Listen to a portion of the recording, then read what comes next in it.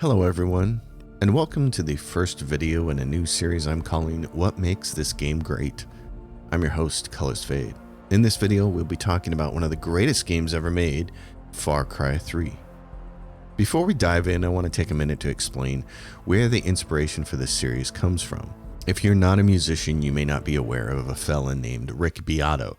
He is a very personable, entertaining, and extremely knowledgeable music producer who runs his own YouTube channel where he has a popular series called What Makes This Song Great. In those videos, he breaks down some of the most famous songs ever recorded. Rick's amazing ear, knowledge of music theory, and production expertise are on full display during these videos, and I've really enjoyed listening to him break down these amazing songs.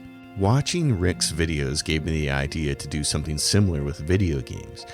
Anyone can slap together a top 20 list and say these games are great, and a lot of people will probably agree with their choices. But that's not nearly as interesting to me as digging into the reasons why those games are great. Personally, I'm fascinated by game design and the decisions developers make, especially when those decisions elevate a game to a higher level. To that end, I've decided to start this series with Far Cry 3. As it ages, it becomes more and more clear that Far Cry 3 is one of the greatest video games ever made. It begins with a simple enough premise. A group of friends on vacation on a remote island, drinking, partying, living it up. But following a skydiving excursion, they find themselves kidnapped by one of the greatest video game villains of all time, Vas Montenegro. This is a nice fucking phone. So, what do we have here? Grant and Jason. From California, huh? Well, I hope your mama and your papa really love you. Because you two white boys, you look very expensive. Vas is portrayed by Michael Mando, who's best known for his role as Nacho Varga, appearing in 59 episodes of the hit TV series Better Call Saul. As Vas, Michael projects the perfect blend of psychotic instability and hair-trigger menace that makes his character an incredibly entertaining villain. But what's really amazing is that he's not the only great villain in this game. He's just the first one the player encounters. He's actually a part of a trio of truly dangerous and unlikable antagonists. Buck Hughes, the second villain the player meets, is expertly voice acted by Julian Casey, and he is every bit the detestable villain that Vas is. He's a truly slimy character. He's so charismatically evil that we immediately want to put a bullet through his head just as much as we want to kill Vas. Pitting the player against compelling antagonists is nothing new to the Far Cry franchise. It's something they've always done well. But in truth, none of the follow-up titles came close to replicating this level of villainous excellence. It wasn't until Far Cry 6, when Ubisoft finally got wise and enlisted the services of Giancarlo Esposito to play the wonderfully menacing Anton Castillo, that the Far Cry series finally got back to its villainous roots. I've caught a very big fish today. Haven't I, Diego? Diego! No way. But the villains, even though they are eminently hateable and expertly voice acted, aren't the main reason Far Cry 3 is a great game. They're just one piece of a much larger puzzle. Far Cry 3, more than any other Far Cry title, is a great game because the sum of its parts work perfectly in concert to create a wholly satisfying experience. In most video games, there are a number of systems the player can engage in that either help them directly through the main game loop or at least provide an entertaining diversion. What makes Far Cry 3 a great game is that its systems, more than any other Far Cry title, are perfectly connected to each other in meaningful ways. Every system is not only useful, but requires the other systems in order to gain the full benefit. Allow me to explain. Far Cry 3's main game loop involves climbing towers to uncover portions of the map, clearing outposts and taking control of them, and progressing the story by completing various narrative-driven quests. All of this makes for a fun and compelling gameplay loop especially conquering the outposts. But it's the other secondary systems of the game that glue it all together in a way that enhances the main game loop.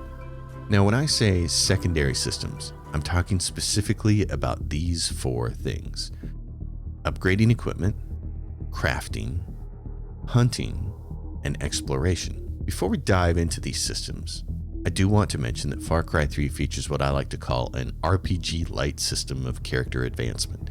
There are 3 skill trees in the game, and as the player progresses, they can invest skill points in these trees to grant them things like increased health or unique takedowns. But unlike most action RPGs, the player doesn't have to worry about how to build their character in this game. By the time the game is over, they will have accumulated enough points to acquire pretty much every skill in the game.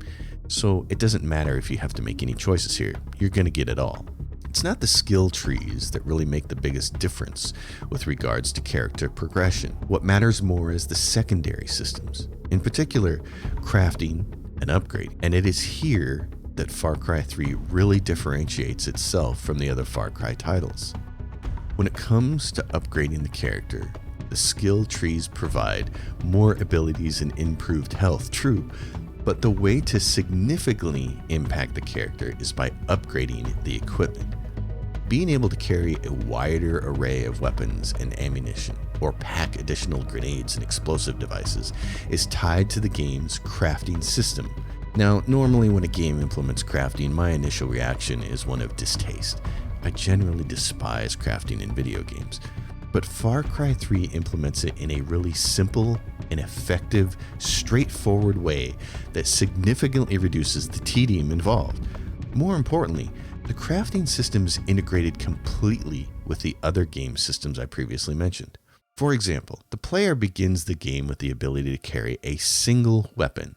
In order to carry more weapons and increase their versatility and firepower, they need to upgrade their weapon holster. To do that requires crafting a better holster. In order to craft a higher tier weapon holster, they need to hunt the appropriate animals and acquire the appropriate pelts. And in order to hunt those creatures, the player needs to explore. Thus, by design, all of these aspects of the game are tied together. Later Far Cry games work to loosen or eliminate the connections between these systems. Far Cry 6, for instance, still has hunting, but it's not tied to crafting in any way. And since upgrading the player character doesn't require crafting, then there's absolutely no reason to hunt. It's a game system that exists, but with zero incentive to actually engage in it. The player can kill animals, but there's no meaningful reward for doing so. Conversely, there's a necessary reason to explore, hunt, and craft in Far Cry 3. If the player doesn't do these things, they can't upgrade their character's equipment, and thus won't be nearly as powerful as they need to be to experience the game's later content. It's this interconnectedness between the game systems that makes Far Cry 3 a much more meaningful experience than all the other Far Cry games combined.